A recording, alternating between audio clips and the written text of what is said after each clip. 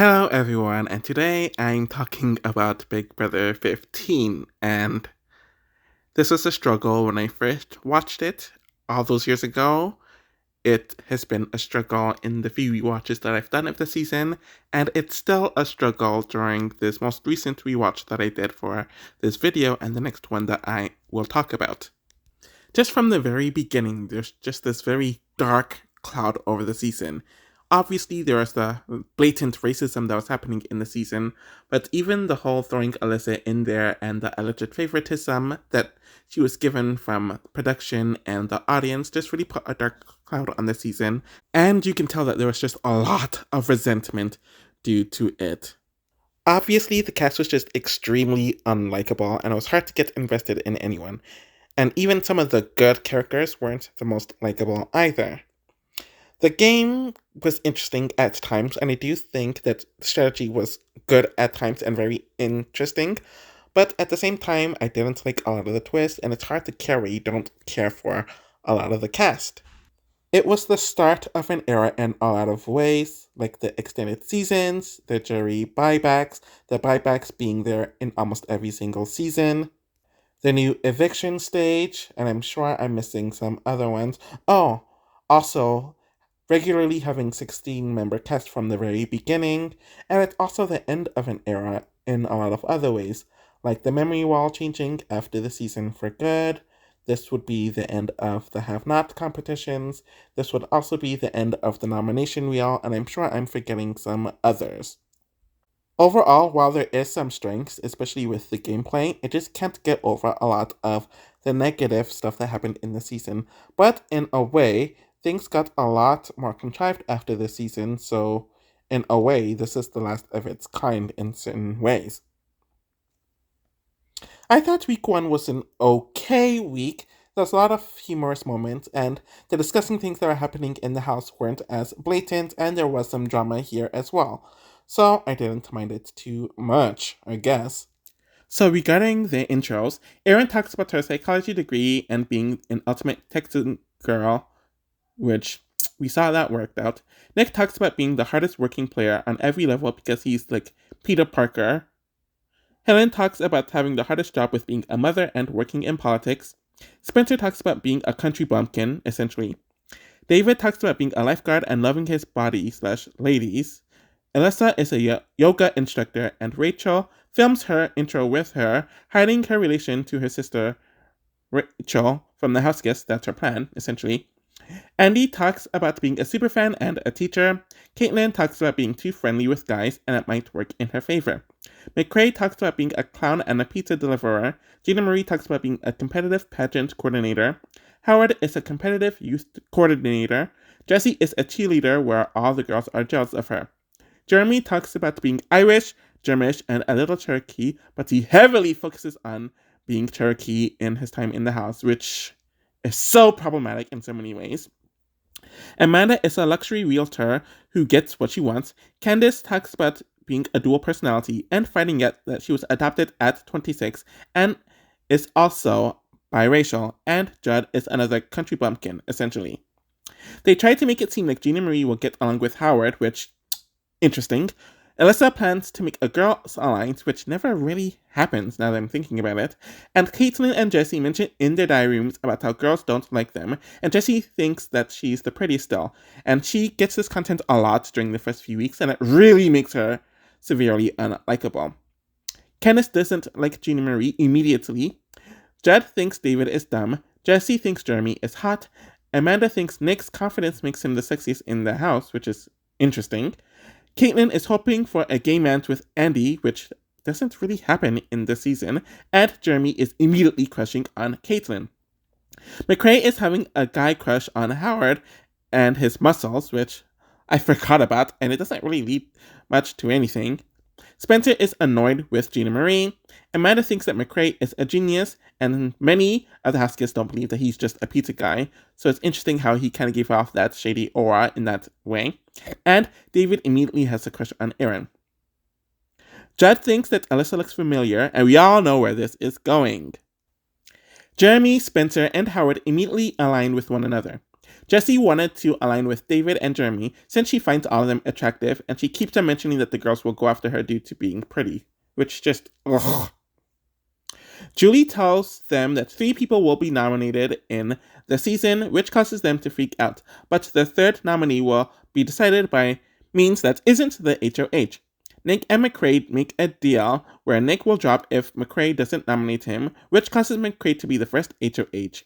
Julie tells the cast about the MVP twist, where this anonymous person will be chosen by America to decide the third nominee each week. Jeremy thinks that all the ladies will be the MVP, so he wants to cuddle with all of them, which, okay. Caitlin, Aaron, and Jessie talk about how cute all the guys are, and Jessie talks about how hot Nick is, while Caitlin is annoyed with Jeremy's voice, which is very ironic since we know what happens with the two of them. The house guests keep on mentioning Rachel, and Alyssa is getting very nervous. Jeremy and Nick start to bond. Nick mentions the people that Jeremy is already working with, while them needing to work with the HOH as well. We see Nick speak to Spencer and Howard and McCrae about the alliance, though he and Jeremy speak about using girls for the votes, which it's interesting to see their strategy and where their head was at regarding this.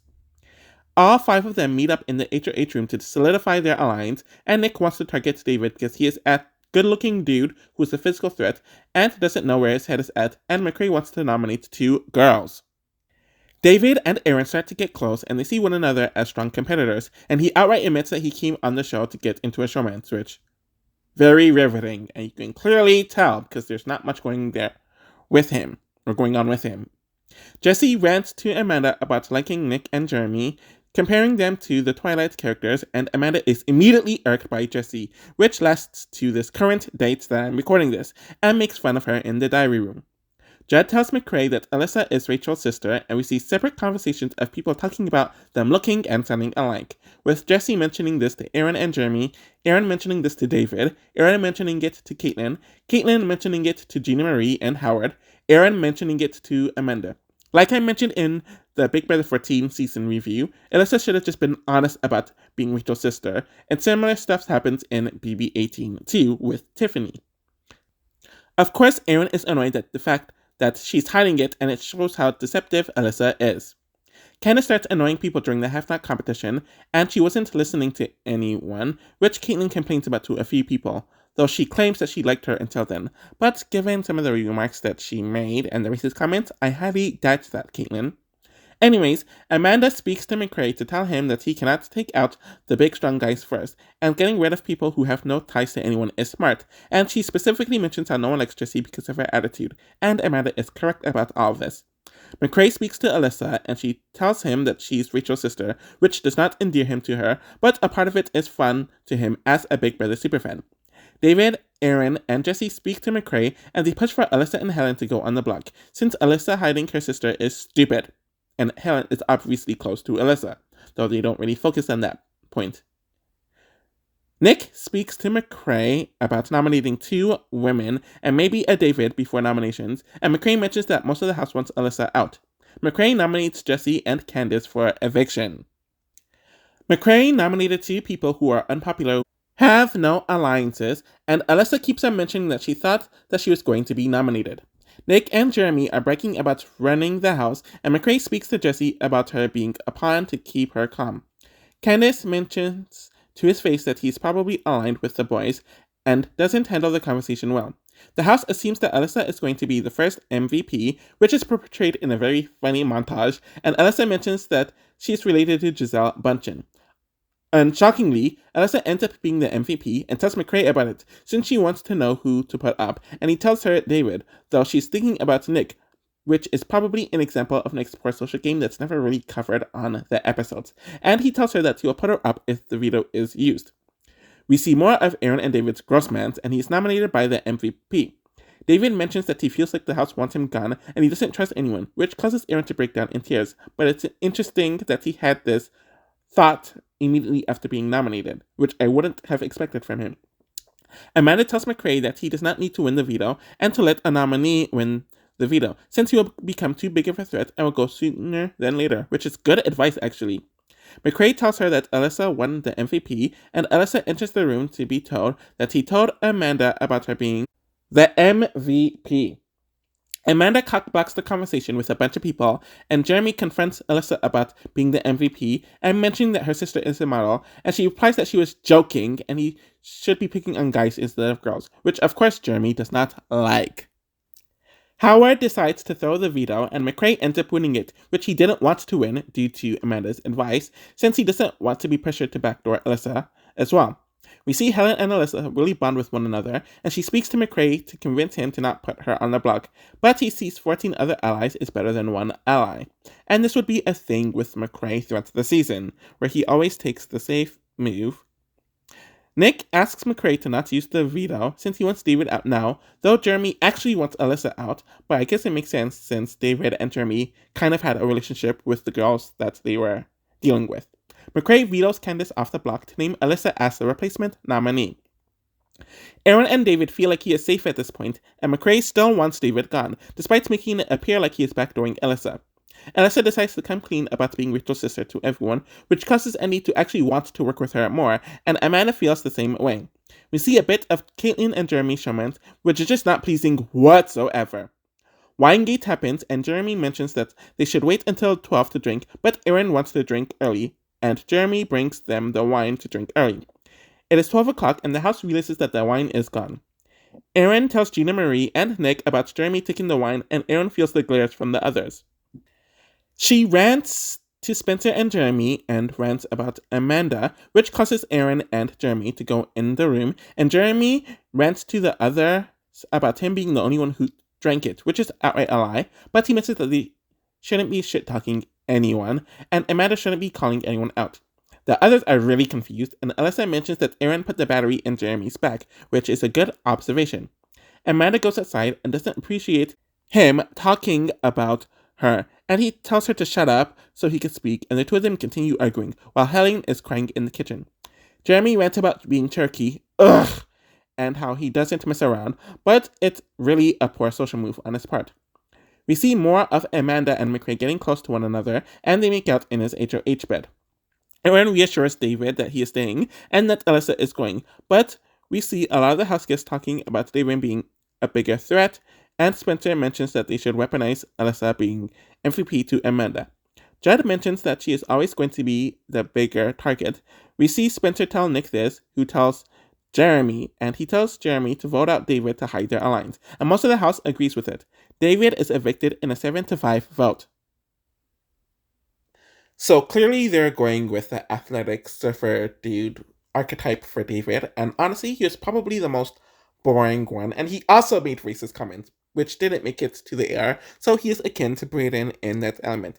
Strategically, there was really nothing there, and I don't see him having any potential to be a better player or an entertaining house guest, so in my opinion, he was kind of just a dud, and I'm really, really glad that he ended up going first. And the fact that he admitted that he was only there for his romance and kept on mentioning his looks and body just showed that he wasn't there to play the game, especially with how he's conducted himself outside of the season with some of his more recent antics. Yeah, Dad, I feel like I should be a lot more excited about the second week than I am, especially because it had the alliance that was set up to be the next brigade taken down by all the so-called underlings that they look down upon in a natural way, and the house utilizing the MVP twist, but a lot of the ickiness that happened this week, especially with a lot of the racism and the microaggressions and the outright aggressions just being so apparent this week, and seeing how they handled it was just too much for me to ignore. And there wasn't even a whole lot of drama this week either, so we can't even put it higher due to that. Anyways, Erin and her allies, like Gina Marie, are blindsided with David's eviction, and Nick is pretending that he doesn't know what happened with the votes. Jeremy and Erin end up winning the competition, and I forgot Andy and Alyssa were close in the second HOH comp, and he lets Erin have the HOH. Jeremy lets Erin have it. Of course, Alyssa is extremely worried, and Erin demands to know who voted out David, but she just chooses Alyssa, Helen, and Andy, and the latter two were already on slop, and Candace, where we see Gina Marie and Erin snap at Candace randomly. We learned that 2 hours before the vote, Spencer told Candace to vote out Alyssa because he knows Candace will tell people that he told her to vote out Alyssa to cover his tracks, and so other people would assume that he voted out Alyssa, just in case the other side won power. And it's little stuff like this that causes me to forget how sneaky in a good way Spencer is as a player. Andy comes up with a lie to somewhat come clean about his vote for David to Aaron and is keeping his enemies closer, which he mentions in the diary room. We have a bunch of house guests bashing Aaron, pretending to be excited for seeing her HOH room. Aaron and her crew, meaning Jeremy, Gina Marie, Caitlin, Nick, and Jesse, are ranting about people lying about their votes, and Jeremy suggests for Helen to be nominated with Alyssa. And we have a scene where a bunch of people are bashing Aaron. Amanda is the one to bring up Aaron making racist remarks, which is very ironic coming from Amanda. And we also see Gina Marie make some racist comments as well, and Aaron also making a homophobic comment. So we see a lot of the racial comments here. Candace is speaking to Helen about being left out of the vote and going over who voted out Alyssa, where they realize that there's most likely a guys' alliance who used them to boot David, which I'm glad they immediately picked up on this. The two of them surmise that Nick, Spencer, and Jeremy are working together, and probably Howard too. Caitlin and Jesse are talking about how Nick avoids her and how she wants to be a lover, Jesse being the she, causing us to be forced to deal with the awkward conversation between Jesse and Nick, and we see her following him around more and more. Helen makes a pitch to Aaron to keep herself safe, and they will target their friends for one another, which sketches Aaron out because Helen never talked game to her before winning the HOH. But I guess there will be the start of the seed planting that would come from their relationship in a few weeks' time. Spencer tells Jeremy and Nick that Amanda needs to go up with Alyssa and that Jeremy needs to push that, also mentioning that Helen and Andy do not like her.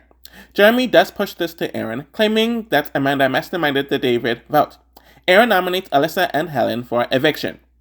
Helen and Alyssa are of course sad that they are nominated, and the moving company, especially Jeremy, are bragging about how the girls will be out of the game sooner than later. Helen speaks to Aaron and reassures her that the deal that they made is still intact and Alyssa is MVP once again. And she strategizes with Helen about maybe nominating Caitlin, throwing the veto to backdoor Jeremy. But Helen realizes that they will regret not putting up Jeremy right away. We have a segment about Gina Marie's crush on Nick, and Nick feels like a pimp, essentially, because both Gina Marie and Jesse like him, and he doesn't like either of them back. The MVP nominates Jeremy, and of course Aaron, Caitlin, and Gina Marie talk about Alyssa making the dumb move of nominating the competition beast in Jeremy. Alyssa asks Nick about making a 2-week deal for him to throw the veto, and that she chooses who will go up as a replacement, but Jeremy cannot win the veto. He tells her what she wants to hear, but intent on winning the veto, and Gina Marie was just telling him that Aaron needs to win the veto to keep things the same. Howard prays with Helen and Alyssa, since Helen was losing it due to being away from her kids, and Howard talks about his religion, and we see him pray with a bunch of other people in a nice segment. Jeremy ends up winning the veto, which leads to Helen and Alyssa back at point 1. While they are making out, Caitlin is worried about the MVP that is the replacement will go home, and it's the repeat of David, as Caitlin is essentially worried about being the replacement nominee. Jeremy is telling her not to worry, though Caitlin has every reason to be worried. Jeremy tells Nick that Alyssa needs to go, and if she ends up staying, it means that someone from their alliance flipped, and they're not appreciating Jeremy giving out ultimatums. And this would be the start of a lot of the alliance essentially turning on him. Candace and Alyssa talked about how a guy needs to go, since they always run through the game, and the girls never make a move, mentioning that Alyssa will stay if she's against a guy, and mentioning that Jeremy and Nick are clearly working together. I really like how they are knowledgeable about how guys tend to stick together more, and girls always fall apart due to some stupid reason in this game, so I really like that they took this moment and seized it. Alyssa does not want to go against her word with Nick, so she speaks to him again that if she honors her deal with him, with Caitlin being the replacement nominee, would he vote her out over Caitlin, and Nick doesn't give her an answer, which is essentially giving Alyssa an answer, meaning that he wouldn't. Jeremy takes himself off the block, and Nick is named the replacement nominee by the MVP. Nick feels extremely safe because his alliance has the votes, though we immediately see Amanda and Candace talking about how they need to get rid of a guy. Candace speaks to Helen and Alyssa about how herself, McCrae, and Amanda will vote out Nick. Helen mentions being suspicious of Spencer, and they think Jessie will side with the quote-unquote popular group, since that's what she's been doing this entire time. Helen speaks to Andy about how he needs to boot Nick, and the other side will continue to target Alyssa and not him. We see Alyssa campaign to Jessie the night before the eviction, mentioning that Nick will run away with the season. Jessie speaks to Helen, who tells her that she's the lowest on the totem pole on the Nick side, but Jesse will make jury if she flips, which is true. Howard and Nick speak about how Amanda's relationship with McCrae is a problem, since she's the strongest woman in the house, and Nick realizes that he could get voted out if the girls create a spur about a guy's alliance, which is very accurate. Spencer joins the conversation, and they realize that they need to speak to McCrae about Amanda, which we see them speak to McCrae about, though he reassures them that she isn't a problem. Amanda tells McCrae that they need to keep Alyssa, since she doesn't trust Nick, and they control Alyssa's MVP, and McCrae is at a crossroads. We have a segment about Erin's racism, and the other house guests telling her about how she's being perceived, and Amanda tells her that she thinks that she's joking, and of course her ass would think that, because she agrees. And Erin sees it as a big joke, since it's like people mentioning that she's a blonde, which is why I don't buy any of her BS that she has since said since becoming a momager, YouTuber, about how she's changed, and yada yada yada. Anyways, Nick is evicted in a 7-4 vote, and he mentions that he predicted that Spencer flipped, since Spencer is controlling the house, and he is closest to Spencer, then Howard, then Jeremy, though the edits didn't show any of this. You can tell production really liked Nick because they gave him so many diary rooms, especially when he wasn't that influential in the house. And according to the people who watched the feeds and some of the stuff I watched, he kind of ignored a lot of the house guests, which is why, despite the potential that he had on a strategic point of view, he never really seized on it, and it's why he was booted so early. So that was something that he needed to work on. He seemed like one of the better people on the season just because he wasn't making foul remarks, but he was kind of an enabler himself, and it seemed like a lot of the girls liked him solely based on his looks. I don't know if he would have been more interesting had he lasted longer, but I can't really call him a dud, so I'm back and forth on him overall. Week 3 is just awful, awful, awful.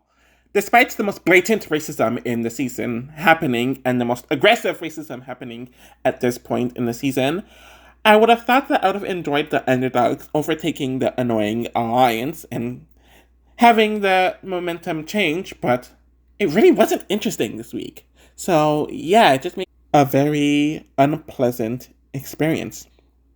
So Jeremy, Gina Marie, Caitlin, and Erin are blindsided again, or at least the 3 women are blindsided again, and Gina Marie is bawling her eyes out before she rants against the house as they are cockroaches that are scared, can't compete, and she doesn't want to be here without him, mentioning that she's from New York and they see the attitude. Erin tries her best to cheer her up, and Caitlin calls Jessie out for flipping her vote. McCrae mentions that he chose Amanda over the moving company, and Spencer mentions that Jeremy is hard to protect, and Helen convinced him 7 hours before the vote to boot Nick. He told Howard 5 hours before the vote that he's voting Nick out, and Howard should join him, which is very interesting. But Howard remained loyal. Helen wins HOH, and the entire side is happy, while the blindsided side is pissed off. Jeremy actually applauds Alyssa by her gameplay about staying in the game, and also gives Helen her props since he realizes that he needs to change things up. Erin and Caitlin rant about how the other side wants to boot the quote-unquote strong players, and mentions that they can only trust Gina Marie, Jeremy, and shockingly, Howard. Gina Marie enters the conversation wearing Nick's hat, and the editors are so enjoying making fun of this. We get to the horrible event of the crew attacking Jessie, calling her out about being a floater, and Jessie mentions that she was always expendable to them, which is true, though Caitlin disagrees with, and snaps at Judd for lying to her. They make fun of Jessie for Judd being Jessie's last call for assurance, which is kind of true to be honest. And we see Erin completely trash the bed that she's on, which ends up being Candace's bed. Erin, Caitlin, and Jeremy moved into the room from the HOH room, and they were on Jessie's bed, which started the entire thing, and they argue about it even more when Jessie comes back. And Candace enters the bed wondering why her bed was trashed, but of course they won't mention who did it. Candace rants about how it will be a problem if they flip the bed again, and the racism from Erin and Caitlin comes out, where Erin talks in her perceived black accent, and Caitlin snaps her fingers about the black coming out of Candace. Howard enters the room, and the argument continues, where Gina Marie gets into the room mentioning how the black is coming out of Candace, and Howard has to carry her out of the room.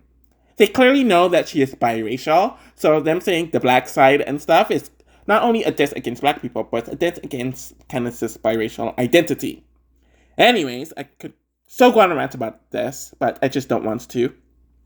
Howard mentions that he has to defend Candace and Helen since they're the only non-white people in the house, and Candace is tired of the racist remarks. It's really infuriating to watch, and And it's weird that I almost forgot how angry I get rewatching this part of the season. Anyways, Amanda comes into the room and they continue arguing with Jessie about everyone talking about her, and Amanda asks who is talking shit, and Gina Marie mentions that she talks shit about Amanda all the time. So I guess the dislike for one another was this early on in the season, which isn't really noted. Amanda calls them out for talking shit about one another all the time, and it's why Jessie flipped, and it's why Amanda tried to warn them about Aaron being racist in the house. And it's funny coming from the hypocritical Amanda, and if you watch the live feeds version of it, Amanda's not actually defending racism. She's saying that she gets what they're saying, and she doesn't disagree with it, but she just doesn't like how it's being portrayed. So, the edit makes Amanda look like the hero in this situation, but she's so not. Anyways, Aaron denies it all. Candace tells Helen, Andy, and Alyssa about everything that happened, which pisses them off even more. McCrae tells Amanda about the moving company to create a bond with one another, and he tells her about who was in it, where he mentions that they wanted him to drop her. Candace decides to console Gina Marie about Nick leaving, and it's really fucked up that we still feel like we as non-white people have to coddle belligerent racists in situations like this. And Aaron decides to give an apology about her comments, but Aaron mentions in the diary room that Candace took it wrong, but Candace doesn't believe Aaron's apology, and she apologizes to Aaron as well. And this is a prime example of why I don't that current Aaron changed, but that's besides the point. Helen milks Jeremy for all he is worth because he is being nice to her, and Jeremy rats out the moving company to her, since Spencer and McCrae flipped and he throws Aaron under the bus. Helen suggests to him that she might nominate Caitlin, and he says that he wouldn't mind it. Helen speaks to Howard, and he doesn't tell her the truth about his vote last week, though he tells her about it later. Apparently Helen really wanted to nominate him, but allegedly the diary room mentioned that it wouldn't be a good look optically, especially with what just happened, racially. The conversation continues, and she brings up the moving company, but he lies about it, which disappoints her, since she was close to him. Helen nominates Aaron and Caitlin for eviction. Aaron mentions that she's the only one that won't kiss ass. Jeremy and Caitlin plot together for him to win the veto and take her off, since everyone wants Aaron gone, but everyone mentions that they know Alyssa will be the MVP. Helen tells Amanda and McCrae about Howard admitting his vote and lying about the guy's alliance, so she doesn't trust Spencer, and she also wants to backdoor Jeremy. Spencer speaks to Helen about the alliance, and he comes clean with it, which hurts Helen since she trusted Howard and Spencer, and she's claiming in the diary room that she's exaggerating her tears since she uses it to guilt her children, which is just awful, Helen. Just awful. So Spencer tells Howard that he needs to fess up about everything, and of course Alyssa is the MVP for the third consecutive week. And you can clearly tell production knew that this was going to happen, since we saw it in Big Brother 13, when you put in someone who either has a pre-existing fanbase or is related to someone with a pre-existing fanbase, they're always going to get the vote over the strangers, essentially. So Miranda pushes for Alyssa to nominate Howard, since he's close to Candace and is still associated with Jeremy, but Alyssa is offended that they spoke to Helen without her. Howard comes clean about the moving company and throws Jeremy under the bus, calling him a bully. Alyssa and Helen talk about whether they should nominate Howard or Spencer, and Alyssa doesn't feel comfortable nominating Howard because optics, and they agree that Jeremy is getting backdoored. Miranda enters the conversation, and Amanda heavily pushes for Howard to go up, since he's a bigger physical and mental threat, and would be the best alternate target if Jeremy saves himself. Andy mentions in the background that Howard is a dangerous player, and Amanda has a meltdown over Howard being saved, which is a sign of how she reacts when she doesn't get what she wants, which only gets worse as the season goes on. Spencer is nominated as the MVP nominee. Helen gets Candace and Spencer on board to backdoor Jeremy, and Jeremy knows that he's getting backdoored, which doesn't make Caitlin and Aaron feel good at all, and they feel like crap. Caitlin is fine with sacrificing Aaron over Jeremy, so she tells Gina Marie that if she wins the veto, she wouldn't use it, or she shouldn't use it. Since Aaron would go home, Jeremy would stay. Amanda tells Caitlin that if she wins the veto and does not take herself off, she will go home over Aaron, and Caitlin was thinking about keeping the noms the same if she won the veto. Caitlin ends up winning the veto, and Jeremy wants to use his charm to get her to not use the veto. Caitlin mentions that he could stay if she throws Howard under the bus, and she mentions that Howard is throwing competitions, where Helen mentions that the entire house will come after her if she doesn't boot Jeremy, who has treated most of the house guests poorly. She has come to the realization that there's no saving Jeremy, and she takes herself off the block, where Jeremy is named the replacement nominee. Helen mentions that while Aaron is horrible, Jeremy is a bully and a bigger competitor, while Aaron realizes that she might have to kiss ass to stay in the house. She is claiming that Jeremy is being discriminated against because he is a winner, good at things, and is cute, which is so pathetic. Anyways, he decides to dress like a baby in a diaper to cause people to see him as a softie, and he does his campaign, and Aaron is essentially deciding to do the same thing with the house guests as well. The house guests make fun of Gina Marie for hoarding Nick's stuff into a shrine, so they hide some of the stuff, which causes her to lose her mind, and it's just so pathetic and embarrassing. Jeremy makes his last pitch to Helen and Alyssa about how he changed and how he'll be the soldier for them, but none of this amounts to anything, since Jeremy is evicted in a 9-1 vote. So, Jeremy is the typical male pre-jury villain who has a quick rise and an even quicker fall, but unlike a lot of the other villain pre-juror males, he doesn't have an ounce of charisma, and it really rubbed me the wrong way that he was trying so hard to claim being Cherokee due to the 0.1% of Cherokee ancestry, and just really adds to a lot of what's happening in the Native American community. And it's actually culture vulturing, so I don't even like that. Anyways, he also said some racist stuff in the house. I remember he wiped Alyssa's hat on his cheeks, like his butt cheeks, and he was just repulsive to watch. Anyways, glad he's out of the house, and on to the next week. So week 4 is always a week in Big Brother 15 that I always forgot about in my prior rewatches, and even just thinking about the season. But after rewatching it now, it's actually better than I thought. A lot of the Val stuff has gone away, and there's definitely some shifts in the gameplay that I found pretty interesting. So Judd wins HOH, and of course most of the house are happy, with the exception of Gina Marie, Aaron, and Caitlyn. Caitlyn is still sad about Jeremy going home, and think the house should avoid targeting her for the next few weeks, which, as we all know, doesn't work out for her. Miranda and Andy are talking about an upcoming twist, and she hopes Howard is going up, but McCray mentions that he will probably put up Caitlyn and Gina Marie. Amanda tells Judd that his options are Candace and Howard and Caitlyn and Aaron as nominations, as Gina Marie is not a threat, and Judd doesn't like Amanda strong-arming him, or attempting to strong-arm him. Howard tells Candace that she needs to stay close to Alyssa and Helen, and they think that Judd will target Aaron and Caitlyn because of the bad situation with Jesse last week.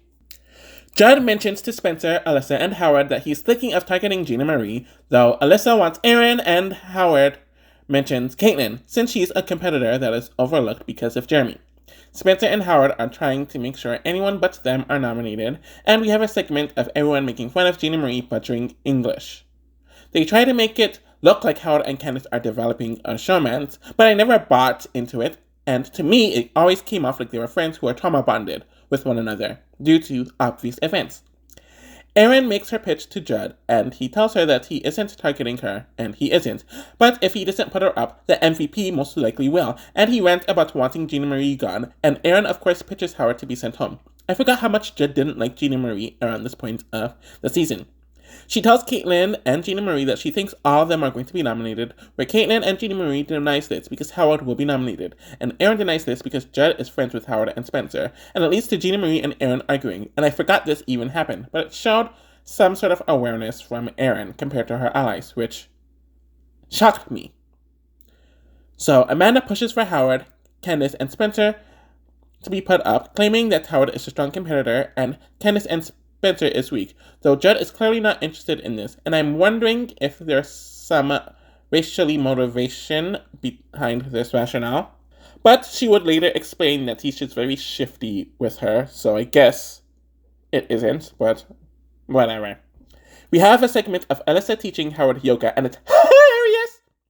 Judd is worried about being the HOH and tells Jesse and Alyssa that he's nominating Gina Marie and Caitlyn, but Alyssa pushes for Aaron to go up due to all of her negative attributes. Amanda gathers McCray and Andy in a room to get them to push for Howard, since they, Helen, and Andy, I think, want him gone. Andy mentions that Judd knows that Howard isn't going after him, and Judd enters the room and Amanda pushes this again, where he is yet again not interested. She doesn't know when to let things go, and as we will see in the future, it's her downfall in the game. Judd nominates Caitlyn and Aaron for eviction. Caitlyn asks Amanda if she will tell her if she's the target, and Amanda says she does. Caitlin realizes that no one is going to tell her, and Aaron speaks to Judd about someone being shocked about the nominations. Amanda is hoping that both nominees stay so she can backdoor Howard, and Alyssa is worried since she was not called in the DR to be the MVP, which usually happens around this time in the day and the week. Amanda and I think McCrae or Andy, or I don't even remember the other person at this point, rant about Alyssa being elusive and how she's essentially useless without the MVP twist. Actually, I think it was with McCrae. Anyways, Spencer and Howard are plotting and mention that they do not trust Amanda or McCrae and they want Alyssa out, as Helen is attached to her. Spencer mentions that Jeremy's target was too big for their alliance to work, the moving company, and they want Caitlin to stay to use her, and a few other outsiders to target: Amanda, McCrae, Alyssa, and Helen. So this is the start of that group being targeted. They go in the HOH room and proposes an alliance with Caitlin, Gina Marie, and Judd, where they all know that the Grissom foursome are running the house, with Alyssa being manipulated. Alyssa is made the third nominee by the MVP, and America nominated her, and most of the house thinks that Alyssa nominated herself. Alyssa does not end up being nominated well at all, as she pushes Gina Marie off when she tries to hug her, and she thinks that one of Gina Marie, Aaron, or Caitlin nominated her, where Alyssa rants about wanting to go home, and she did this a lot on the feeds, where Candace has to cheer her up to motivate her, using Rachel as a motivational tool. Aaron thinks that people think that she is the MVP, so they will vote her out.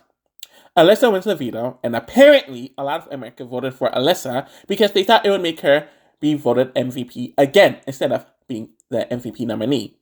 And the MVP, America, has to decide the replacement nominee. Because it is McCrae's birthday, the house advises for Amanda to dress up to do something sexy, and Alyssa makes fun of Amanda's one piece, and shockingly, Amanda is handling Alyssa's digs really well. And this also shows a flaw in Alyssa's social game and how she treats a lot of people. After the punishment, Alyssa continues picking at Amanda before she storms off, and it's clear that Amanda is struggling with her insecurity about her body and feels like crap for keeping Alyssa safe when she's treating her like this. Alyssa takes herself off the block, and Gina Marie is named the replacement nominee by the MVP. It's funny that Judy explained that most of America voted for Aaron to be the third nominee, but that was voided when she was nominated, and that's why it caused Alyssa to go up, and Gina Marie was the third choice, which is why she is the replacement nominee. All three of the mean girls are nominated, and we see Aaron trusting Gina Marie for being mean, though she hasn't been mean in a few weeks, which is what Aaron is claiming. Aaron campaigns against Caitlin, and Judd reminisces about Caitlin making it to the tiebreakers for the last two HOH comps, which Jesse also repeats. I also forgot to mention that Judd was in solitary confinement due to the punishment in the veto competition, and apparently he created this lie about Caitlin to get her sent home this week. I don't remember other details for this, and honestly, I think it was a bad idea for Judd's game to boot her instead of Aaron, since Aaron ended up being weaponized by the Helens and the Amandas, and he thought he was closer to them than he really was, and they used her to boot him. Where if he kept Caitlin and this potential alliance, it would have put him in a better position. But that's besides the point. Both Judd and Alyssa mention Aaron's derogatory comments and that Aaron needs to go. Judd pitches the same thing to Candace and Howard, who are disgusted with the idea since Aaron never learns, but at least Caitlin is nicer, though she also made racial comments as well. Aaron makes a pitch to be Helen's slave, essentially, and Helen pitches to Alyssa that they should keep Aaron, who doesn't support it because of the derogatory comments, and Helen pushes the quote-unquote as a minority card, which I hate, and I can say so much about. But even still, her being a minority is not being the same as being a biracial or a black person, as a biracial person, a black person, and an Asian person are all different people, and I'm referring to a biracial mixed with black and white. Helen tells Judd, Jesse, and someone else, I don't remember, it might have been Amanda or Andy, about not telling Spencer or Howard about the deal with Aaron, and Judd ends up spilling about the fake alliance with Spencer, Howard, Gina Marie, and Caitlin, since he trusts the Helen Andy side of the house, which he shouldn't have. And Helen mentions that this is the nail in Caitlin's coffee. So this is kind of a part of the solitary confinement lie that he came up with and why he threw the alliance under the bus here. Helen tells Amanda and Alyssa about the alliance, and it means that Caitlin is working with Howard, so she needs to go. Alyssa gives Caitlin advice on how she needs to squash the rumor that she is working with Howard and Spencer, since she's on her way out of the house.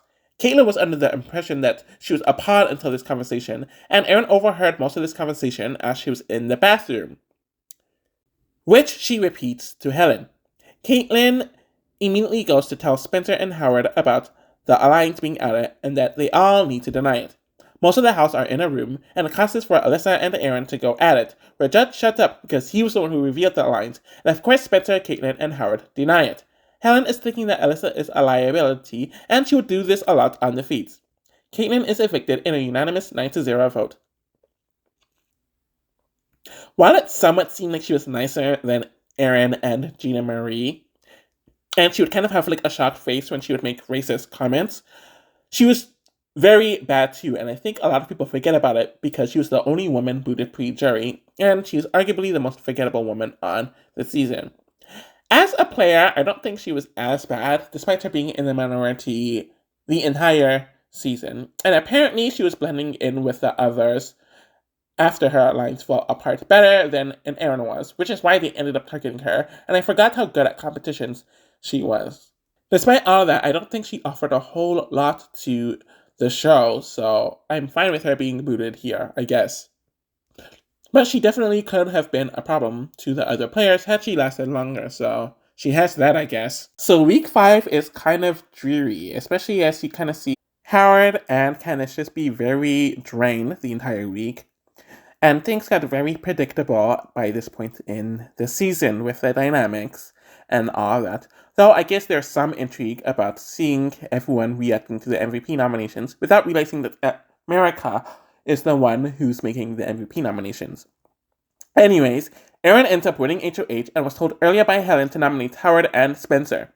Candace and Howard aren't thrilled with this, and Candace was told by Jesse about the deal with Erin that Erin had with Helen and Alyssa the night before, where she nominates whoever the majority wants to nominate. And the fact that this got everywhere to all the house guests is just a really bad move on Erin and even Helen's part. Erin tells Spencer that she hopes she can keep him safe, but it depends on what the others state, and she also mentions that she doesn't want Howard up. Candace tells Helen about knowing about the deal, and Helen tells Erin about it, as well as Candace hoping that she isn't nominated. Helen states that Candace threatened her, eye roll, and mentions that Erin better nominate Spencer and Gina Marie, which is just dumb. Because why would Erin nominate Gina Marie? And Helen thinks that Alyssa leaks it, though it was Jessie, and Erin mentions that she could nominate and send home Alyssa. And honestly, it's just really showing how off Helen was about her perception and her position in the house at times, and even some of her reads. Alyssa complains to Candace about Erin being horrible and refuses to speak to Erin. Helen complains to Miranda and Judd about Candace knowing the deal and throws Alyssa under the bus, mentioning that she needs to go. I mentioned earlier on that Helen always did this, and she was wrong this time, which makes it even worse. Amanda says to McCrae that she knows Helen is a bigger target than her. Spencer and Howard make their pleas to Erin, and she tells them about the deal she made with other people. We have a segment of Alyssa doing yoga in random places in the house, since there's no gym. Howard and Candace know that they're in trouble and don't understand why Erin won't make the power move of putting up Miranda. Candace makes her pitch to Erin and throws the showmans under the bus, where Erin is just very uninterested, because of course she is. Erin mentions to Andy and Jesse that the only person she thinks would nominate her is Alyssa, but Andy pushes for Howard to go up. Erin nominates Spencer and Howard for eviction. Howard is not shocked that he is nominated, since it's what the quartet wants, and Helen and especially Amanda are thrilled that Howard is finally up. Howard is literally about to pray before Jesse interrupts to cry to him, since Big Brother is such a huge opportunity, and she knows that he isn't rich, and they're both Texans, so she tells him to win the veto, and she genuinely feels bad. McCrae wants to recruit Spencer so he could be loyal when Howard is gone, which is very interesting and strategic, and trusts him more than Howard. He lies about telling Erin to put up Alyssa and Gina Marie, though Spencer doesn't believe him. Good on Spencer. And knows that Howard is going home because he isn't a sheep. Howard decides to host a quick house meeting, and people do not understand what Howard is saying, and I don't know if the house guests are using this as a microaggression or not. I'm not really sure, so I'm not going to confirm nor deny. Amanda is named the MVP nominee, and she thinks that Howard is the MVP, though Helen mentions that the nomination is a waste, since Amanda isn't going home. The house goes into a frenzy about it, but most of the house thinks that Howard is the MVP. No, it was America because Amanda was vile and racist! Amanda asks Howard if he's the MVP, and he tells her that he isn't, but he kind of talks around it, which is kind of the issue with Howard, since she tells him that he talks in a lot of metaphors instead of just being straight up. Spencer wins the veto, and Erin is annoyed that she has to get more blood on her hands. The herd essentially pushes for Candace to go up, and Helen mentions that she wants to make it look like she quote-unquote tried to help her. I have so much that I could say about Helen right now, but I'll shut up, and if you can see what I'm referencing at, yeah, you should be able to get what I'm trying to get at without actually saying it. But I do get it strategically. Howard and Spencer are resigned, and Candace realizes that she needs to speak to the mastermind Helen herself, pitching for herself and Howard. They get into a small tiff, essentially since Candace tells Helen that she's the power of the house, and the others already see this, and Helen goes to the herd about Candace threatening her and is using Candace being a troublemaker, which, yeah. And I honestly forgot that Candace and Helen ever fought in the house during the season. Spencer takes himself off the block, and Candace is named the replacement nominee, with Erin telling her to settle up, which... Not helping yourself, Erin. Amanda feels safe that she is nominated with the showmance, and Candace definitely notices Erin's racist remark.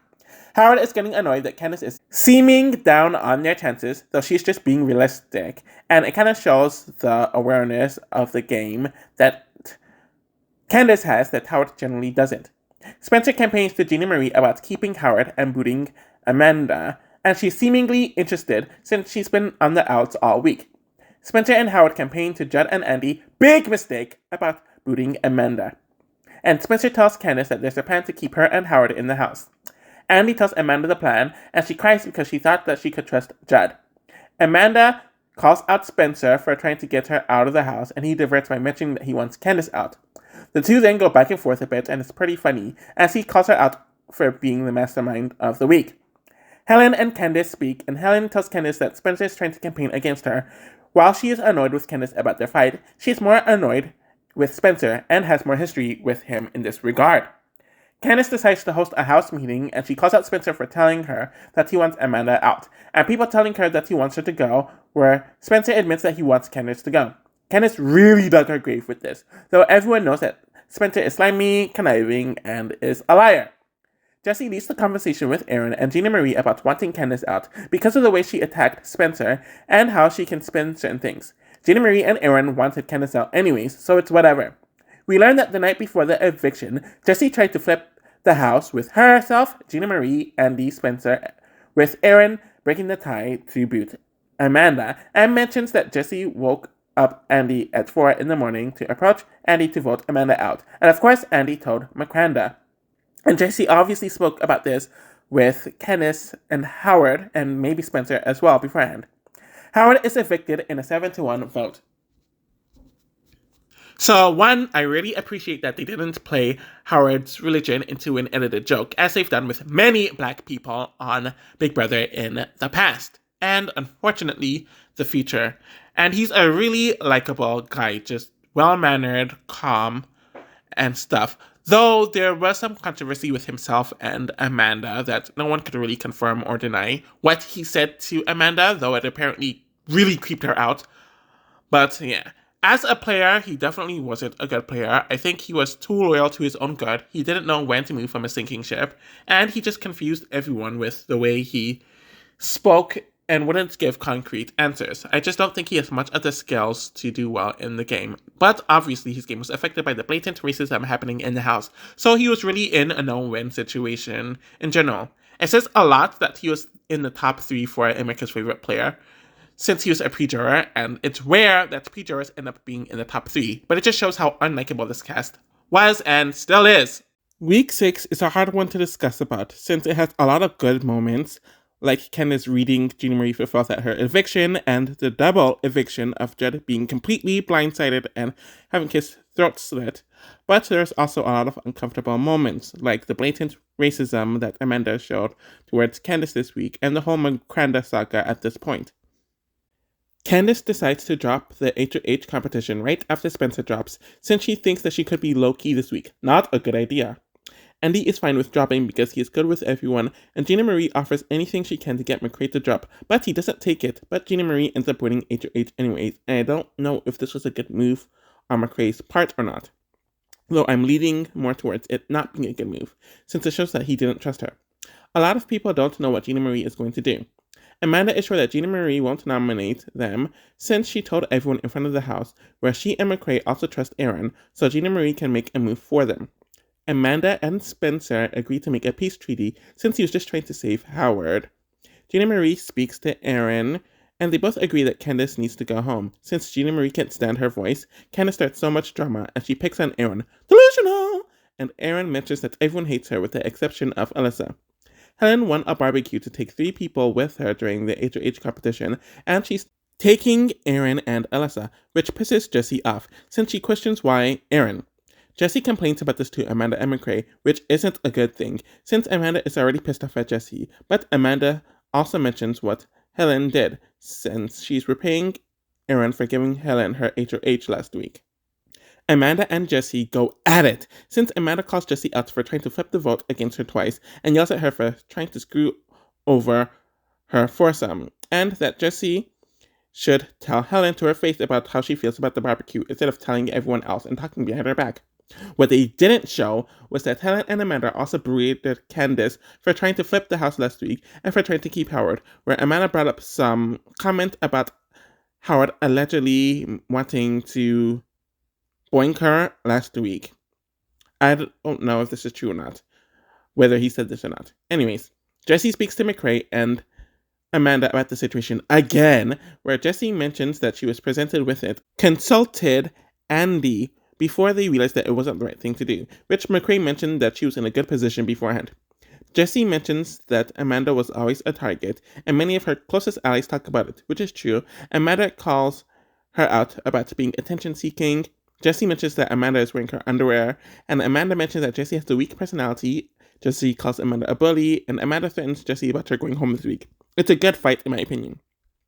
McCrae tells Amanda that she should not have done that and that she needs to apologize, but Amanda refuses to. McCrae mentions that Candace is the target this week, and Amanda wants to change it, and he mentions that she is playing into what everyone thinks of her, which she resents. Jessie speaks to Gina Marie about making herself a target last night, and how with Amanda's influence, it will be harder to get Candace out if Jessie is nominated, and Gina Marie tells her that Candace will go home. Gina Marie nominates Candace and Jessie for eviction in a ridiculous speech that everyone makes fun of. Candace is offended that Gina Marie called her a rat in her speech, and Gina Marie gives Jessie advice on how to stay in the house. Gina Marie wants to speak to Candace for some reason and doesn't understand how she can fight with Helen and befriend her once again, which almost everyone in the house does, but she's mad at Candace for doing this. But Gina Marie is essentially trying to cover the fact that she's targeting Candace. Amanda doesn't see why America would put her up, and people are speculating at this point that America is the MVP. Amanda gets mad that Jessie sat beside McCrae, and she tells him to sit with her. He says no, and she storms out of the HOH room, which causes a tiff between them that I don't care to discuss. Amanda is nominated once again by the MVP, and McCrae isn't surprised based on her attitude. Helen, Alyssa, and Amanda speak in front of Candace about Judd being the MVP, and he tells her that he's going to use the veto on Jessie, or pretend to, but will use it on Amanda, which sketches Amanda out even more. Amanda asks several people to use the veto on her if they play and win, and Gina Marie says she would, which causes Aaron to storm off, since she knows that she will be the replacement nominee. Andy and McCrae realize that they need to do damage control, and McCrae tells Gina Marie not to use it. Amanda enters the conversation, and she picks a fight with McCrae and Aaron about it. It is not shocking that the two of them don't last outside of the house, especially with their interactions. During the veto competition, Candace tells Judd what Amanda was saying about him in the parlor room about him being the MVP who nominated her, and causes for Candace and Amanda to argue throughout the competition. They finally show Amanda being racist after being such for weeks, with her calling Candace Shaniqua. And Candace decides that she might as well play up being a stereotype and being a rat. Amanda mocks being a racist, and now wants Candace to go home when she was trying to push for her to be saved. Beforehand, she continues taunting Candace about being the reason why Howard went home, and having no gameplay, and they argue about Amanda lying about trashing him in the parlor room, and Candace tells Judd to give the veto to Jessie. Jessie ends up winning the veto, and McCrae lays into Amanda for her attitude, since she is stupid for arguing with people while being on the block, and of course Amanda doesn't take any accountability. Erin sees Alyssa and Candace joking about the latter's unitard outfit, where she tells Gina Marie that Alyssa is going to come up with some plan to save Candace, so Gina Marie should probably nominate Alyssa.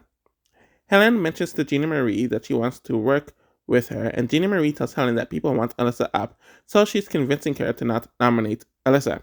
Jessie takes herself off the block, and Spencer is named the replacement nominee.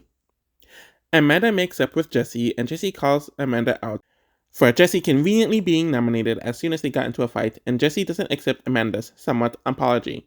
We learn about a Final Four that was made 2 weeks ago with Jed, Amanda, McCrae, and Andy, but Amanda doesn't trust Jed at all, since she thinks that he's the MVP.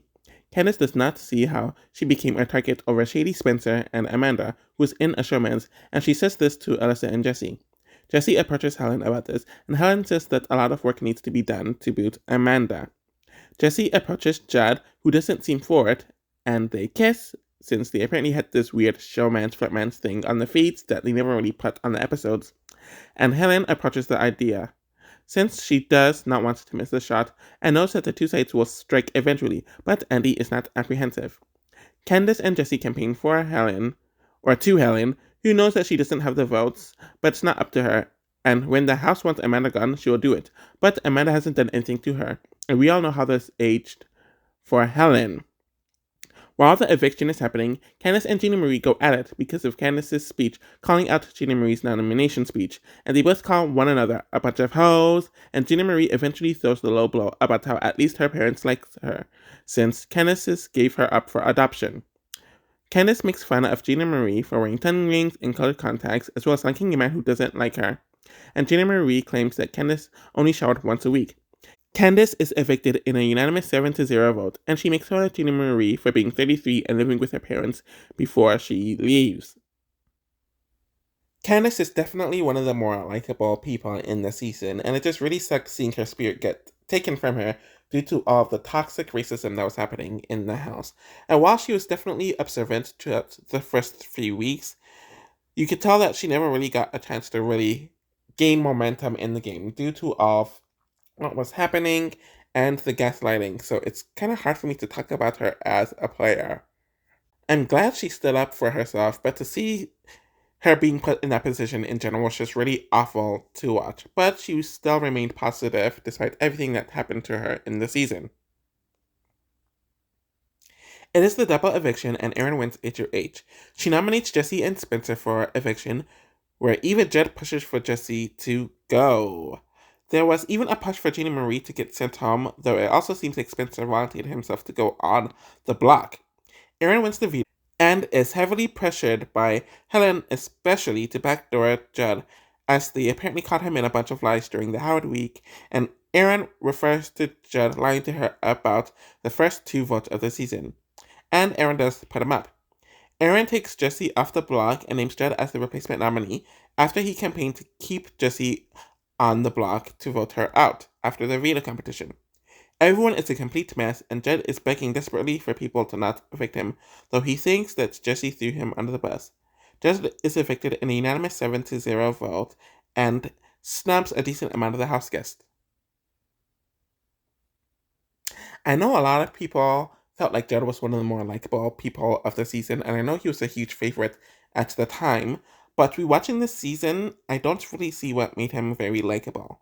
I found him to really play up his country shtick, and people talked about him like he was such a great player, but I didn't really see that. I feel like he was very naive and almost blatantly, willfully ignorant to a lot of what was happening in the house. And while the HOH was somewhat impressive, he eventually took out the wrong target, I feel, and he was very scatterbrained during it, which didn't really help him.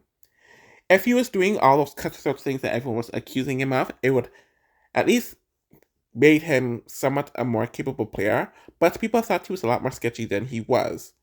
But obviously I'll talk more about him when he returns.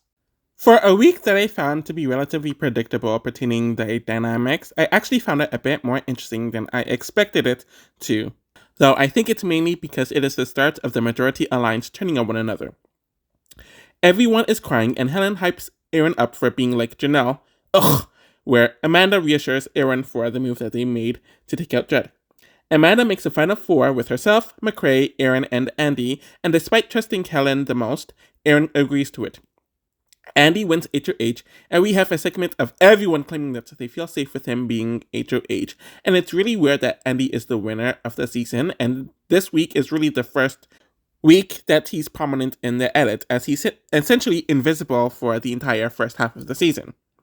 Amanda has a meltdown with McCrae over him not throwing the competition to her, since she's insecure about now winning a competition and not seeing her family, where even Helen has to cheer her up. Helen is willing to nominate Amanda and McCrae, which she pushes to Andy, but he is not willing to make the shot, but she doesn't know that, as she booted all the people who were willing to help her out with this, and it was the major flaw of Helen's game. But Helen knows that if you play it safe, you can't win the game, though she kinda did this for the last few weeks. Andy nominates Spencer and Jesse for eviction. Andy is targeting Jesse because she is targeting his alliance, and she is alone in the house. Andy reassures Spencer and lies to Jesse about her being fine, but tells her that he doesn't want blood on his hands, which is true. Amanda solidifies the final four that she has been pushing, and Ern accepts, since they can take her further than Helen can. Helen is starting to lose a bit of trust with Andy and knows that something is wrong, but it seems like she thinks that she could be backdoored this week. She speaks to Alyssa about the nominations, which Alyssa is fine with, but Helen doesn't like how safe Andy is playing it, since she's worried about Miranda striking at her first, which she's correct to worry about. Andy throws Helen under the bus to Amanda and McCrae, and Amanda tells McCrae and Andy to make a fake final three with Helen to put her in a false sense of security, and so she won't nominate them if she does win HOH, or at least nominate Amanda and McCrae together, or Amanda and Andy together. McCrae does this to Helen, and they mention that Amanda will beat them at the end, whereas Helen solidifies this with Andy in another conversation. Essentially, the crew rigs the counting competition for Helen to win, which is why they stopped doing the counting competition in general after around this time, but Spencer screws it up for trying to win in Sting, but it all ends up with Andy winning the veto. Miranda and Andy talk about Spencer ruining their plan for the competition, and maybe they should send him home. Jessie makes a pitch to not only save herself, but to backdoor Amanda, but it's clear that Andy isn't going to use the veto. And Helen speaks to McCrae about how they need to boot Amanda at 6, though they agreed at 4 beforehand. And this causes McCrae to want Helen out before 6, and of course he tells Amanda all of this. The 3 a.m. alliance meet up in the HOH room, and they all agree that Helen needs to go as soon as possible. Andy does not use the veto.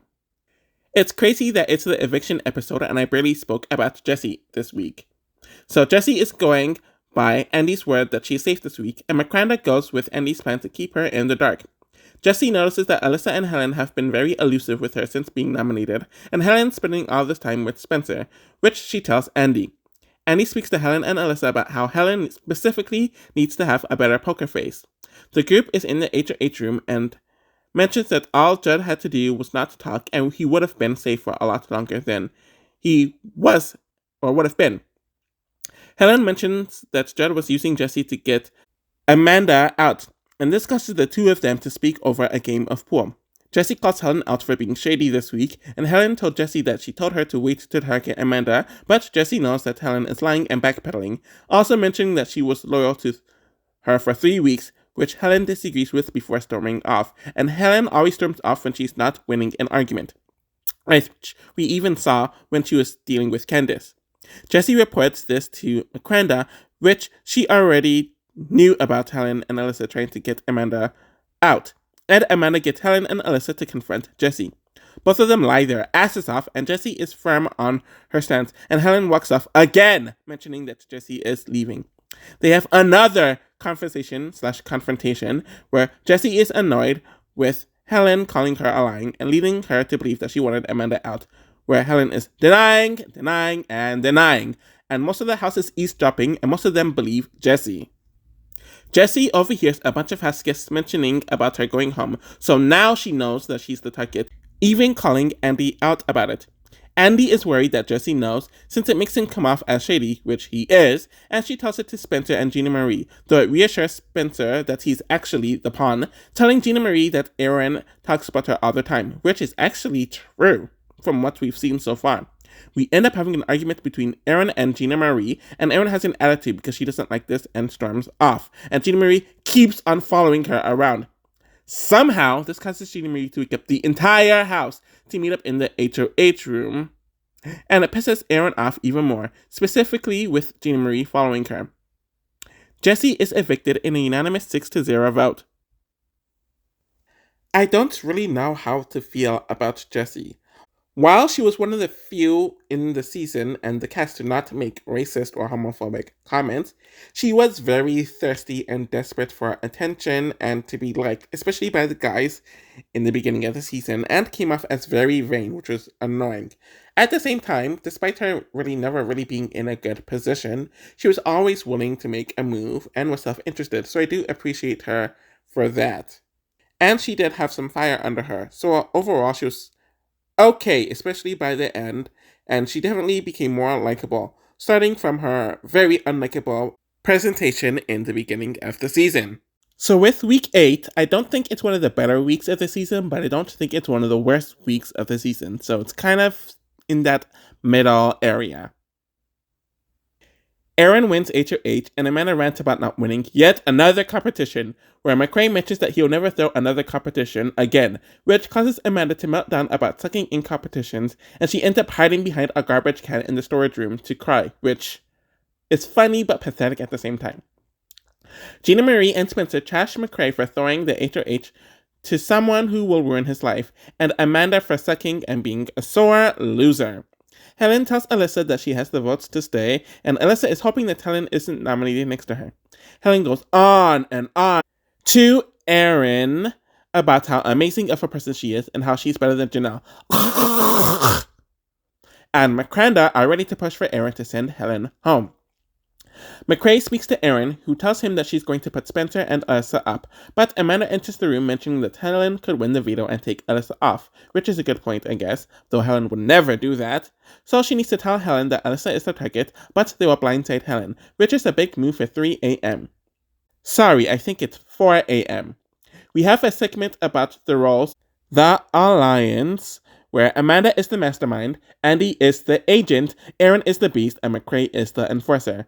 Amanda is making sarcastic comments in Erin's HOH room reveal, and Alyssa is ranting to Helen about wanting to go home to her husband and wants to quit the game. She did this all the time on the feeds, and was one of the examples as to why she was a production at Nightmare, which is wearing down on Helen, especially since she has a dad who's going through chemo.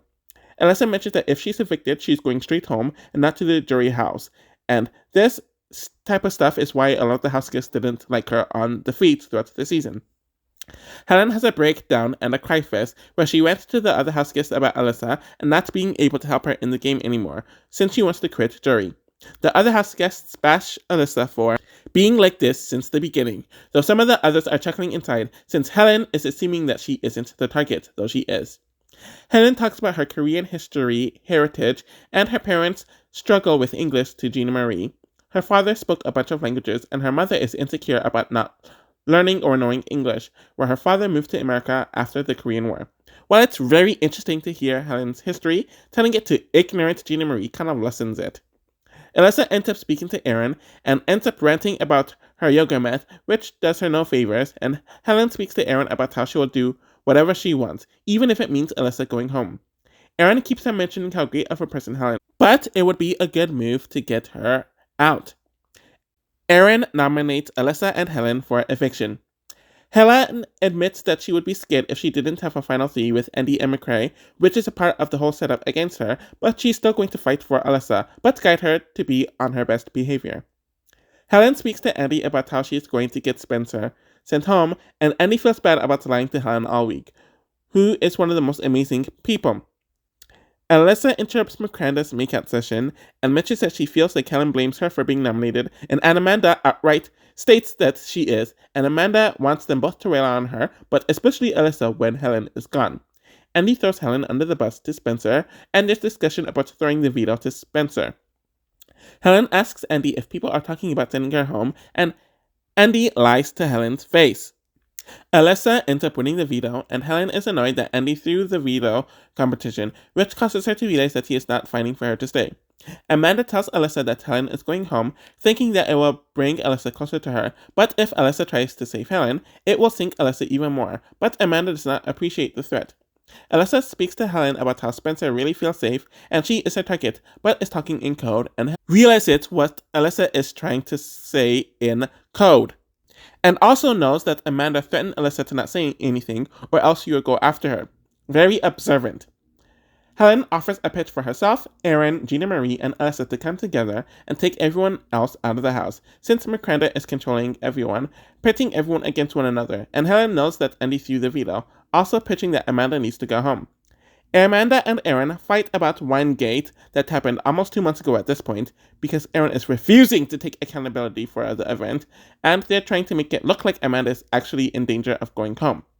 Aaron rants about how she has been forced to make moves she hasn't wanted to do for about a month now. Alyssa takes herself off the block, and Spencer is named the replacement nominee. Helen regrets not taking Jesse's warning heavily about getting Amanda out and pushes Alyssa, Gina Marie, and Aaron to vote together, where she tells Andy, or at least she cries to him, that if she goes home, it will be due to his vote, not because of Miranda's votes. Andy does not like that Helen is using the quote-unquote good people argument, since Helen has manipulated plenty in the season, which is very true and accurate.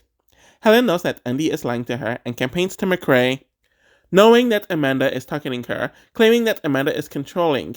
McCrae does not appreciate this, since Helen is just as pushy as Amanda. Andy and McCrae of course rat Helen out to Amanda, and she does not see how she's a bully, and doesn't appreciate Helen attacking her personally. Amanda is so out of the loop regarding this.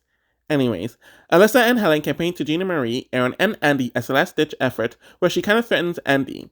Helen is voted out in a 4-1 vote, and Helen apparently mentioned that Gina Marie did try to get Andy to keep her, which I found very interesting, and regrets not taking out Amanda when she was nominated against Howard, realizing that he and Judd weren't the big threats she thought. So it's interesting seeing that she had some sort of self-awareness and the ability to reflect.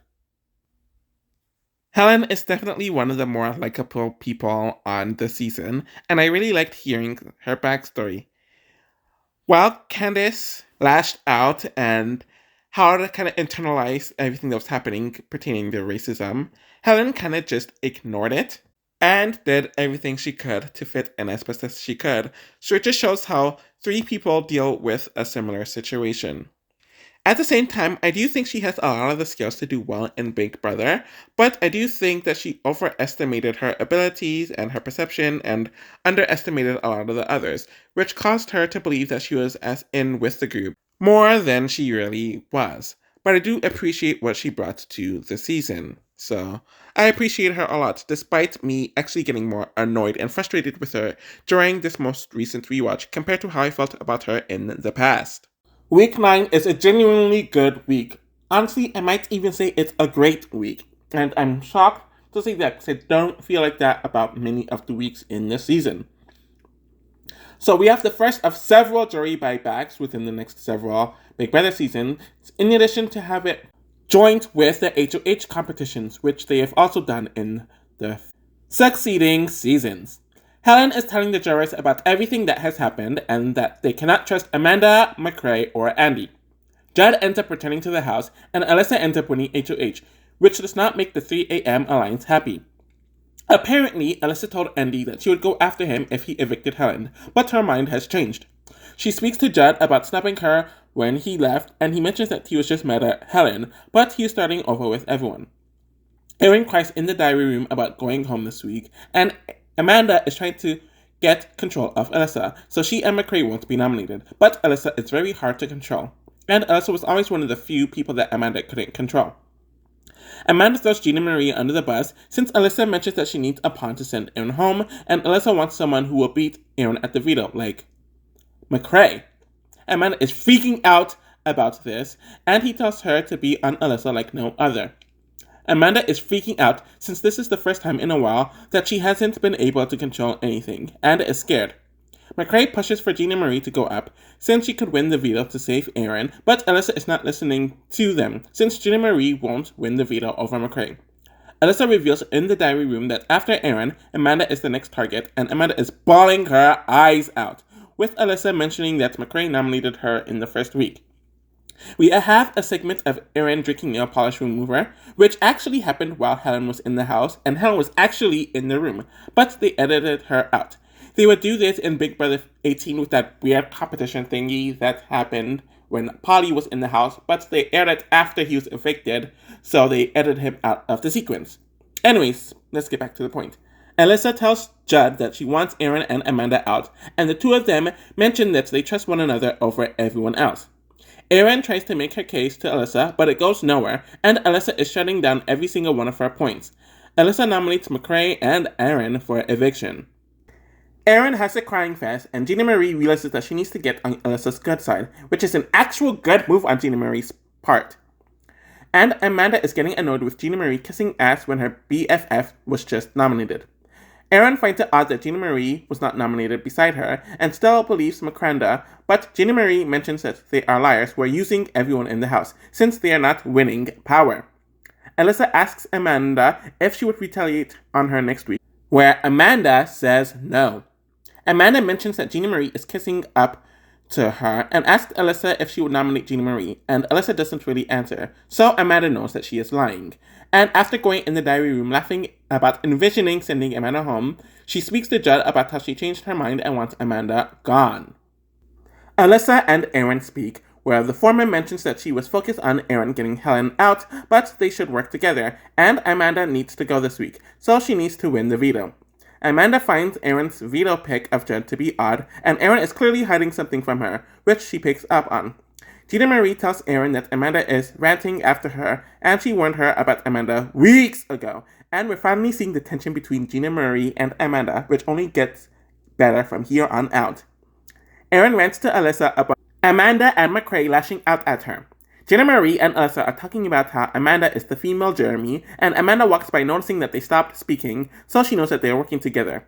Amanda outright calls them out about talking game and stopping whenever she comes by, and she intentionally walked by like 3 times and they did the same thing. Gina Marie denies it, and Amanda goes back and forth with her because Gina Marie hated Alyssa and is now kissing her ass, and Gina Marie is yelling that Amanda can't make me look bad, and she has a big mouth. It's a pretty good fight, and McCrae ends up having to hold Amanda back since he's the one actually on the block. Amanda is told by her showmans to make amends with Alyssa, and is really scared because she knows Alyssa holds Helen's eviction against her, and starts losing it because she stood up for Alyssa and isn't getting any sort of reassurance. Shockingly, Amanda wins a competition, as she wins the veto, preventing her own backdoor, and it's clear that she's obviously going to save McCrae. Of course, Amanda is feeling herself and is going to rub it in Alyssa's face, and it's hopeful that Gina Marie can go up, but Andy is worried that he's the one who will be nominated instead. Alyssa has a cry fest because she feels like she will go home, since everyone who targets Amanda goes home, but she has to figure out who the replacement nominee will be. Alyssa lies and claims that they were trying to help Amanda win the competition, and she calls Alyssa out for freaking out when she won, and Amanda goes on a rant about how she wasted her HOH and how she has no one next week, and makes fun of her for being made of plastic, and the Brental Army will be ashamed of her. Amanda decides to torture Alyssa even more, who is in her HOH room, to get Gina Marie put up and makes fun of Alyssa's fake body and face, but she has nothing else, has no Helen, no, she has no Candace, no, she has no jealousy, no, yelling that she will torture her until Alyssa is gone next week. Andy claims that he's embarrassed to be aligned with Amanda and hopes that he isn't the replacement nominee. Amanda takes McCrae off the block and Andy is named the replacement nominee, with some more passive aggression between Amanda and Alyssa. And honestly, it's outright aggression from Amanda's part, as she calls her several names during the veto ceremony.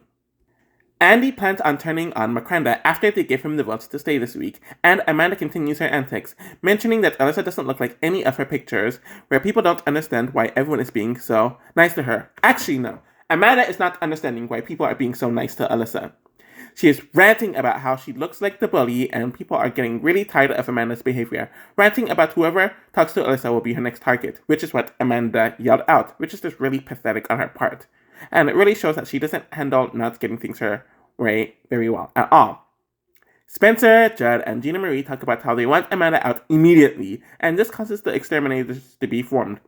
Amanda pretty much tells Erin that she's letting her go, since Andy was loyal to them first, and Erin chose Judd in the veto competition, causing the two vile women to cry in one another's arms. And it's just funny to me. Of course, Gina Marie is voting for Aaron to stay, but Aaron decides to campaign to Spencer, who tells her that she is too malleable and her loyalty shift too much for his liking. And Aaron can tell that Judd and Spencer are voting her out. Aaron uses her jury vote as a threatening tool to Miranda and pretty much predicts the rest of the season, with Alyssa and Spencer targeting Miranda, and Andy will skate by to win the game. Amanda calls Spencer over and he denies stating that, and Aaron goes back and forth with Spencer, and Amanda believes Aaron. Aaron is evicted in a unanimous 5-0 vote and is one of the 3 people to ever be booed in Big Brother history. Obviously, I loathed Aaron every single time I watched this season, and I loathed her just as much, if not more, this time around. She kept on using being a Texan and being young and blonde as an excuse for her behavior, but even outside of the racism, she really didn't bring any sort of entertainment to the season, and she's honestly quite dull herself. While she was good in competitions, she never actually used them to her benefit and was pretty much just a whipping slave for the actual power players of the season, so I can't even say that she's good at the game.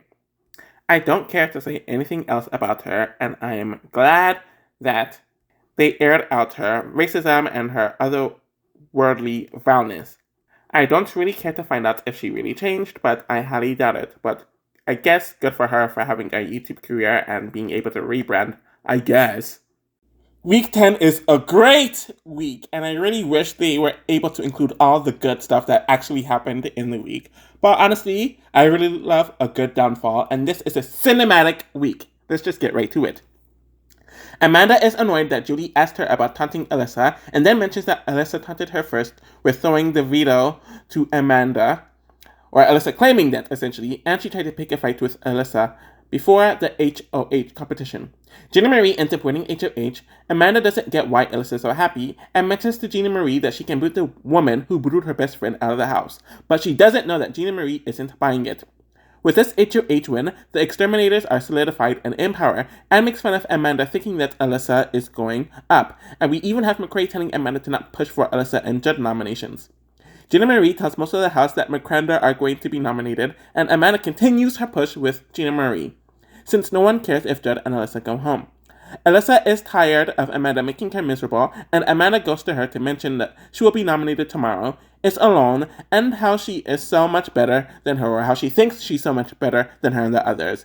And after Alyssa insinuates that Amanda is not a lady, and how Jessie is so much hotter than her, Amanda makes fun of Alyssa's Joker face.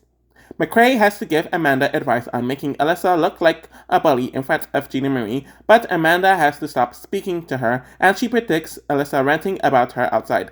Amanda tries apologizing to Alyssa, but gets more annoyed when she ignores her, and she has a big meltdown because it's like high school, according to Amanda. Gina Marie is trying to stall speaking to Miranda so they can be in the dark, but Amanda ends up sneaking her way in and makes the same nomination points that she's made throughout the last several minutes on the episodes, since Alyssa booted Nick and Aaron, and no one will target Gina Marie. Gina Marie nominates Miranda and Amanda for eviction, and ends up flubbing her speech just like she did during her last nomination ceremony as HOH. Miranda are very shocked that they are on the block, and Amanda does not take it well at all. Amanda realizes that Gina Marie has the numbers to do this, and she guesses everyone but Andy, which she confronts Spencer about, but he of course denies it. Amanda confronts Gina Marie for lying, since Miranda were not coming after her, and Gina Marie mentions that they abandoned Aaron. Amanda mentions that Alyssa was the one who sent home Aaron and Nick, but Gina Marie mentions that Alyssa wanted to nominate Amanda, and Alyssa didn't put her up. Gina Marie mentions that she made her own move, and Amanda tells her that she fucked herself, and that Amanda and Spencer will veto one of them, and either Alyssa or Judd will go home, which pisses Judd off, obviously, and Amanda mentions that she wants to go home now, which of course she does, since this is some of the first times that she's not getting her way in the season. Apparently, according to what I read about the feeds, they were actually planning on sending McCrae home if the nominations stayed the same.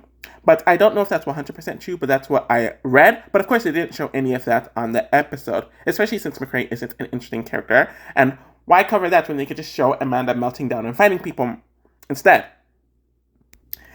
We have some more soppy Miranda content, since they mentioned that they'll never have the time to spend 2.5 months together in their lives again.